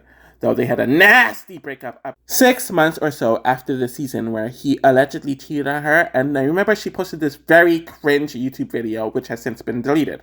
Anyways, Amanda is speaking to Andy, Alyssa eavesdrops, and Amanda tries to slam the door to hit Alyssa after Spencer tells them that she was eavesdropping, which yikes Amanda. Due to all this, and Amanda being happy Andy was picked for veto, she tells Judd that she doesn't trust Andy, and she's still not over him booting Helen. And Judd tells Andy this. Wait, actually, I think Alyssa was the one who told Judd. I don't even remember all the details right now. But anyways, McCrae ends up beating Amanda to win the veto in like 1 second, and they are both heartbroken, with sappy music being played, and Amanda was heavily targeted during the veto competition. Gina Marie wants to do Alyssa a solid to not nominate her, since Alyssa didn't nominate her last week, so when McCrae takes himself off the block, Spencer is named the replacement nominee. Amanda goes at it with Gina Marie and mentions that the latter is jealous of her for being in a relationship, in addition to being stupid, or calling Gina Marie stupid, where Gina Marie mentions that it was a game move and that she's doing fine without Nick. We learn that Spencer actually volunteered to be on the block, and since it's a double eviction, we do see Amanda make a pitch to Alyssa to save her, despite them fighting for the last week, and mentions that Alyssa would be the next target after Amanda leaves, which is true. Alyssa is actually convinced, and honestly, I think this might have been the DR working its magic, in my opinion, which freaks out Andy once the two of them tell him. Andy tells his alliance that he will vote Amanda out, but will pretend to McCrae that he voted to keep Amanda. We very much unfortunately don't see the mega smackdown between Gina Marie and Amanda the night before the eviction, and I feel like they would have shown it if it wasn't a double, though I do know they condensed it in the recap episode, but it just doesn't capture the brilliance of this 20 to 30 minute fight, and it's one of my favorite fights in Big Brother history. Amanda is evicted in a 3-2 vote after Gina Marie breaks the tie. What makes it worse for Amanda is that unlike Gina Marie and even somewhat Aaron, where they're either ignorant or just willfully ignorant, Amanda knew better, but she chose to still be racist. And honestly, I think that makes her even worse than the other two. Especially when she would try to somewhat lecture them about it earlier in the season. But when you watch the earlier weeks, she actually comes off as very charming, she's very good in the diary room, and it was interesting seeing a woman who wasn't good in competitions, but just completely dominates the season from the very beginning and takes a knack to Big Brother. I don't like her at all, I don't really buy that she changed, and even though she was booed and she seemed to have handled the backlash quite well, I just can't get down with anything she did. But a part of me still thought that they might have brought her back, since it was clear that the diary room actually liked her and production liked her. But when I saw the returnees for Big Brother 18, where they brought everyone from the last 4 seasons, with the exception of Big Brother 15, and when they brought back all the 7th placers from the last 4 seasons, with the exception of Amanda, that's when I knew that not only she, but Big Brother 15 were blacklisted overall. While I do think she brought some good moments and a lot to the season, I just can't get down with her in general due to all the aforementioned that I covered in this video. It is a double eviction and McCrae ends up winning HOH, which no one in the house wanted, and is convinced to nominate Alyssa and Gina Marie. Andy goes out of his way to convince McCrae that Alyssa voted Amanda out, and McCrae knows that Andy is lying, but decides to nominate Alyssa and Gina Marie because it's what, quote-unquote, the house wants. What the fuck? You're at the end game. Final 6 is the end game. And you're worried about the fucking house when literally 1 to 2 people can decide what happens at this point because it's the end game and there are not many votes. It's just stupid. And it just shows McCrae's issue throughout the entire season as he's just way too passive. Anyways, outside of that rant, Alyssa ends up fighting with the house as they end up setting her up, and she mentioned that she was the only one that didn't know about Judd going home in the double, and the rest of the house yells that she did know because he begged her and Helen to not do it, and she yells that Andy worked with Miranda from the beginning. Judd ends up winning the veto, and she begs him to use the veto on her, but he, as well as the others, completely gaslight her before he leaves the nominations intact. Judd and Spencer both mentioned that she lied to them, as Spencer still not over Alyssa nominating him and lying about it during the MVP era. Alyssa is evicted in a unanimous 3-0 vote. Alyssa is definitely one of the more likable people in the season, and I really respect her for refusing to put up with or even think about working with the blatant racists that are in the house, as she was arguably the only one who was consistent about that in this manner. And she was pretty humorous herself in her own way, as she wasn't just a carbon clone of her sister, which I really appreciate as a character and as a player. At the same time, you can definitely see how production catered to her during the first few weeks, and I could see why the cast were resentful to her towards it. And she definitely had a nasty, passive-aggressive, whiny side to her that I could see would annoy the house guests and production, as she was apparently a production nightmare. And it says a lot that she was the only one from the season to be on anything else outside of Big Brother 15 regarding another show or anything. She represents the positive and negative elements of casting someone due to their relation to a prior house guest or reality TV star. Week 11 is boring as hell and one of the worst weeks in Big Brother history. The Exterminators are really happy that they are 4 of the final 5, and Spencer and Andy kind of make a final 3 that is fake with McCrae. Spencer manages to win HOH, and due to some punishment, he pairs Gina Marie with McCrae, since Spencer thinks that Judd is shady. Rich has followed Judd for weeks, even before his eviction. And he tells Gina Marie that he doesn't want Judd speaking to McCrae. McCrae tries to speak to Gina Marie about if Spencer told her anything, and she of course lies, and he pictures a final 2 with them, since he knows that he can beat her. Despite being tied together, Gina Marie closes the door on McCrae to completely throw him under the bus. And when McCrae speaks to Spencer, the latter tells him that he will be nominated with Gina Marie to make a final 4 of guys. Spencer nominates Gina Marie and McCrae for eviction. The house is playing a false sense of security to McCrae. Judd asks Spencer who will be nominated if a nominee wins the veto, and Spencer says that he will be nominated to send Gina Marie home. Judd finds it odd that Spencer isn't even considering to nominate Andy, meaning that they are too close. McCrae ends up winning the veto, and the Exterminators are clearly not happy, since one of them has to go home. Spencer tells Gina Marie that he wants her to stay. Since he doesn't trust Judd, he quits the veto competition and already got a second chance. Judd knows that he is going home, though Spencer lies to him, and Judd asks him to throw Andy on the block, and he's immediately shot down. Judd starts throwing things and flicking the camera, since he knows that there's a good chance that he is a gunner. Of course, McCrae takes himself off the block, and Judd is named the replacement nominee. Before the ceremony even finishes, Judd states that he is coming after McCrae, and that the others should keep him, but his alliance all think that he is a dumbass. Judd is evicted in a unanimous 2-0 vote. So Judd comes back and kind of does the same thing that he did that caused him to be evicted, which is coming off as extremely untrustworthy and not having the best read on what's going on around him. I really don't get why he was a favorite this season. I didn't really find him funny or charming, and my opinion on him as a player went down exponentially, but obviously I'll get more to that in my next video. Andy wins HOH, and McCrae knows that he's the odd man out, and mentioned that he voted with Judd to be in the house. Which is a thing with him this season about being too passive and voting with the house, even though it's literally the endgame. Anyways, Andy nominates McCrae and Spencer for eviction. There's really no plotting happening, or at least shown on the episodes, since it doesn't seem like much is happening. Spencer is suspicious of a final 2 with Gina Marie and Andy. Since he didn't nominate her, Spencer is correct on this. Andy wins the veto, and of course he doesn't use it. McCrae makes his campaign against Gina Marie about the girls voting for her and taking out Amanda, but it falls on deaf ears. McCrae is evicted due to Gina Marie's sole vote.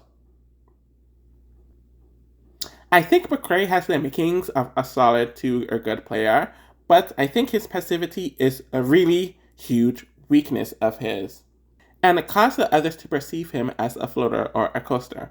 As a personality, he really wasn't engaging or entertaining whatsoever, and while he wasn't making racist comments and was one of the few who actively shut them down, I still can't say I really liked him much, and showmance with Amanda was just nauseating. I really don't have much to say about him, and overall he's kind of just meh at best. I don't even give a shit about the final week, to be honest, and it's not a good one, since it wasn't going to be satisfying anyways, and with how the endgame ended up set up, it just got worse. Gina Marie wins part 1 of the final HOH, Andy wins part 2 of the final HOH. Andy realizes that the jury could be bitter against him, and Gina Marie seems like she already knows she's losing, even if she wants to take Andy. Andy wins part 3 of the final HOH, so he becomes the final HOH and votes to evict Spencer. It seemed like they kind of tried to make Spencer the comic relief, but I didn't really find him funny. And of course his awful comments whether they were misogynistic, racist, or whatever on the feeds, just completely disgusted me. But as a player, he actually shocked me. He generally seemed to have a good read on everything that was happening in the house, and after his early alliance essentially dismantled, he had to play a great self-preservation game, and I think he did a good job at that. Definitely one of the better players of the season, but I don't know how good. But I just didn't like him whatsoever. But that's a common theme with this cast, so nothing out of the ordinary there. Amanda asks Gina Marie about her biggest move other than getting her out, and Gina Marie says getting her out, which doesn't answer Amanda's question. It actually does the exact opposite. Alyssa asks Andy what his biggest move was before the Exterminators, and he says aligning with Miranda, since he was able to play both sides and shut down all the attempts to boot Amanda. Helen asks Gina Marie what her biggest obstacle was, and she responds that Nick leaving was it, and had good company and strength, which helped her get through it. McCrae asks Andy why they shouldn't be bitter when he claimed that he would be a better juror, and Andy responds that he only said that to cover his ass, but he respects the game and knew everything that was going on outside of the week Judd lied about Caitlyn, but he never would have been a better juror. Candace asks Gina Marie why should they give her the money after attacking many of the jurors, and Gina Marie mentions that she acted like that with Nick's eviction because she was shocked and then tries kissing everyone's asses. Jesse asks Andy why he lied unnecessarily, and he responds that he's a coward and didn't want the jurors to be upset, but he was also covering his ass so the jurors wouldn't be mad at him before they left. Spencer asks Andy about why he should vote for him to win due to cutting him, and Andy responds that he was loyal to a fault until he had to turn on them, and he mentioned that he made a promise with Gina Marie from day one, and that it was why he didn't want Spencer to win the veto, so he wouldn't have to put her up. Gina Marie's final speech is about them knowing her as Gina Marie, her personality, her accent, while mentioning that she is loyal, she is me, Gina Marie, and she made connections with everyone, and apologizes for offending people because of her Italianness and wishes them all luck. Andy's final speech is about playing with his heart and mind, and his personal connections were real, but he made moves to adapt so he would never be targeted, and using Judd coming back to use him to boot Miranda. All of his moves were calculated, and all of his moves took a lot of thought, and he will respect the choices that the juries make nonetheless. Andy wins the season in a 7-2 vote.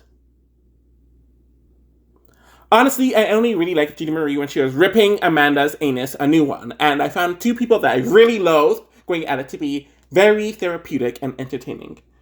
And while she wasn't as boring as Erin, because Gina Marie has somewhat of a personality, she was just vile, and I feel like production covered up a lot of her antics compared to an Erin or even an Amanda, but I feel like they kind of resorted her to an Italian New Yorker stereotype, as they kept on making fun of her not being very literate or speaking well, or whatever. I don't know if she's a bad player or a mediocre player. That's something I'm definitely going to have to look into, as I obviously rank the cast based on their gameplay, but I don't know how I feel about her as a player right now. All I know is that it's just not good.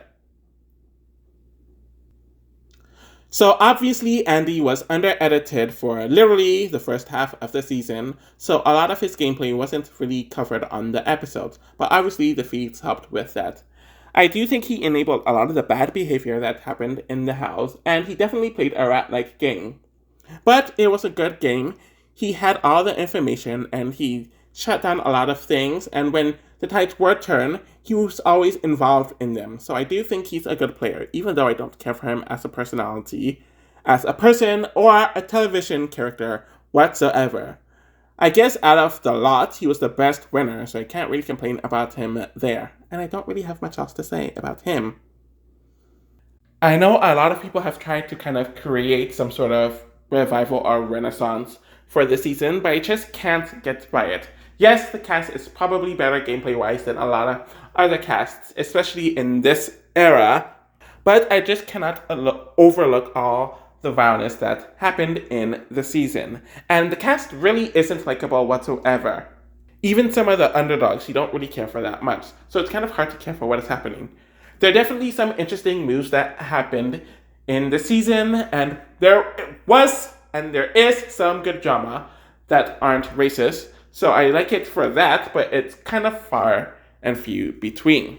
Obviously, the reception and the reaction to the season caused a permanent shift in Big Brother, as they would cast more malleable personalities that were easier to influence in production's eyes. They casted more tame people, or people that they thought were more tame, so they can curate their episodes better. And it really kind of pushed the juvenile theme that has been consistent with all the seasons within the last decade, essentially. In addition to a heavier emphasis on the twists and making the house guests into stereotypes. The seasons will get longer, we'll get more jury buybacks, you'll get more random twists that are essentially clones of the others from the previous season. We will get larger casts, and Big Brother 16 epitomizes everything that is wrong with modern Big Brother. But maybe I will be shocked and actually like the season more during this rewatch that I haven't rewatched since it aired 9 years ago. But the season not only influenced many of the seasons succeeding it, but I think it kind of influenced reality TV in a few ways. Anyways, my opinion on Big Brother 15 has not risen. If anything, it's gotten worse, and I'm so glad that the season's over. Thank you all for following this journey and this video. Take care.